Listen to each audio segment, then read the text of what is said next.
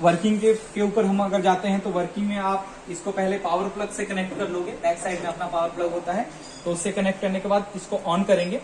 Switch on करने के बाद ये 2 मिनट रीइनिशियलाइजेशन पे लेता है। इट मींस मशीन जो है वो टेस्ट करते हैं अपने पार्ट्स को कि जो पार्ट्स हैं उसके वो सही से काम कर रहे हैं या नहीं। जैसा आप देख सकते हो ऑन डिस्प्ले अभी आपको जो दिख रहा है, जैसे फिल्टर है, सेंसर है, वेवलेंथ को कैलिब्रेट कर रहा है, तो ये सारी चीजें आपको ये ऑटोमेटिक कैलिब्रेट करता है। ये इसका जो टाइमिंग है ये करीब 1 से 2 मिनट का टाइम पीरियड ये लेता है।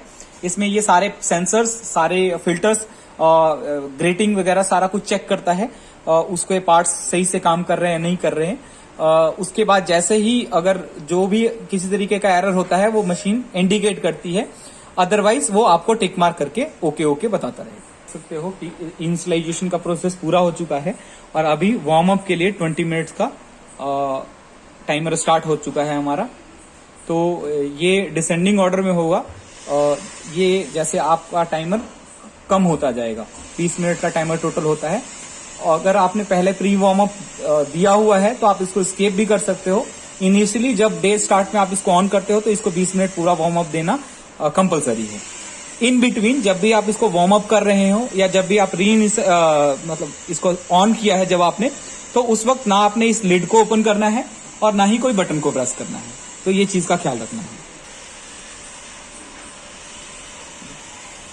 आफ्टर 20 मिनट्स इस तरीके का एक आपको डिस्प्ले पे, इस मेन मेन्यू पे एक वो मिलेगा आपको। इसके अंदर आपको जो चीजें मिलती है ये आपको वेवलेंथ दिखाता है ऊपर। देन सेंटर में आपको एब्जॉर्बेंस या ट्रांसमिटेंस जो भी आपने सेलेक्ट कर रखा है वो दिखाएगा। देयर आफ्टर ये मेन्यूज दिखाएगा। मेन्यूज का मतलब जो आप टेस्ट करने वाले हो। जैसे टी का जो ऑप्शन है वो है ट्रांसमिटेंस। देन आफ्टर ए जो है वो एब्जॉर्बेंस है, सी मीन्स कंसंट्रेशन है और एफ मीन्स फैक्टर है। तो ये 4 ऑप्शंस आपको ऑन डिस्प्ले मिलते हैं। बटन्स के लिए बता दूं तो मोड का बटन है सेटअप के लिए, जैसे आप क्या चूज करना चाहते हो टेस्टिंग के लिए। जैसे अगर मैं मोड प्रेस करता हूं तो ये ऑप्शंस चेंज होते हैं, आप देख सकते हो TACF की तरह। वापस मैं ए पे आ गया। इसके बाद नेक्स्ट सेटअप का ऑप्शन है। तो सेटअप में जैसे आप एनर्जी वगैरह या डेट एंड टाइम सेट कर सकते हो, कंसंट्रेशन की यूनिट डाल सकते हो, ये सारी चीजें आप सेटअप में कर सकते हो।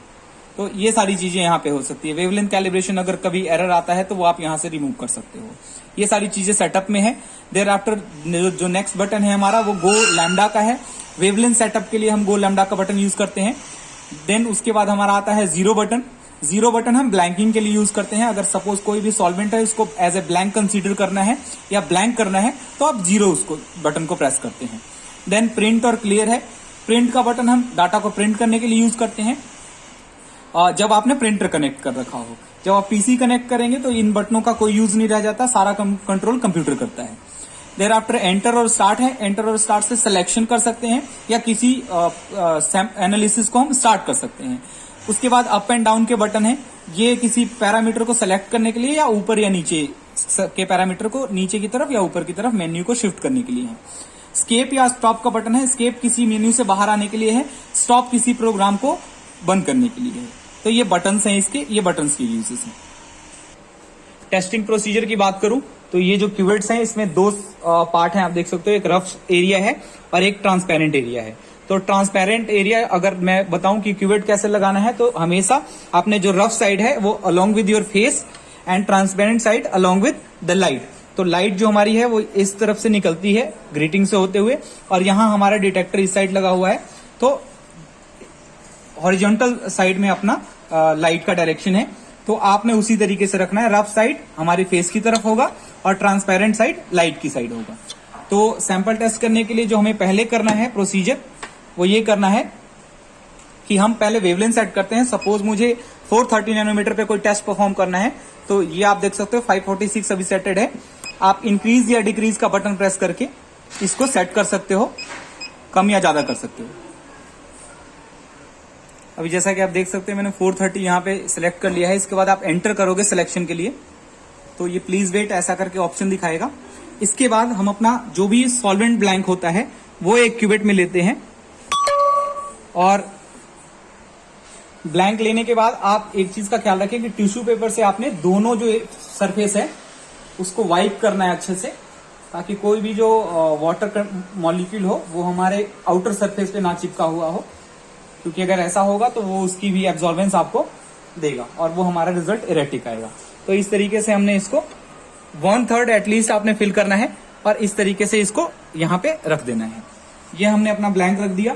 फिर इसके बाद सेम इसी प्रोसीजर से हम अपना सैंपल रखेंगे।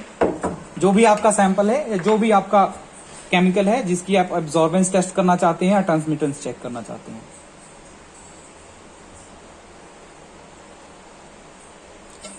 ये मैंने अपना सैंपल लिया है तो इसको भी मैं वाइप कर लूंगा। वाइप करने के बाद ये मैंने नेक्स्ट कंपार्टमेंट में अपना सैंपल रखा है। तो फिलहाल जो मेरा फर्स्ट कंपार्टमेंट है उसमें मैंने अपना ब्लैंक रखा हुआ है और सेकंड में हमने अपना सैंपल रखा हुआ है। और टेस्ट करने का ये है कि पहले आप ब्लैंक वाले को आगे की तरफ शिफ्ट कर देंगे, डिटेक्टर के लाइन में कर देंगे। उसके बाद आप यहाँ पे जो भी डिस्प्ले पे एब्जॉर्बेंस आपको आ रही है, क्योंकि आपने ब्लैंक लगाया है तो उसको आप 0 कर देंगे, 0 वाले बटन से। एक बार 0 आने के बाद आप सिर्फ अगर आपको एब्जॉर्बेंस चाहिए या सिर्फ ट्रांसमिटेंस चाहिए तो आप इसको लीवर को शिफ्ट करेंगे अपनी तरफ, तो ये आपको आपके सैंपल की एब्जॉर्बेंस ऑन डिस्प्ले इमीडिएटली दे देगा। तो आप देख सकते हैं इस तरीके से ये सैंपल की एब्जॉर्बेंस आपको दे सकता है। सेम प्रोसीजर में अगर आपको ट्रांसमिटेंस चाहिए तो आप सिर्फ मोड वाले बटन को शिफ्ट करके ट्रांसमिटेंस पे जाएंगे तो उसी सैंपल का, मुझे ब्लैंक करने की भी जरूरत नहीं है, उसी सैंपल का इमीडिएट ये आपको ट्रांसमिटेंस दे देता है। तो ये प्रोसीजर है जनरल, जिसमें हम ट्रांसमिटेंस या एब्जॉर्बेंस किसी मटेरियल का इस मशीन से टेस्ट कर सकते हैं। तो ये हमारा जनरल बेसिक टेस्टिंग प्रोसीजर था।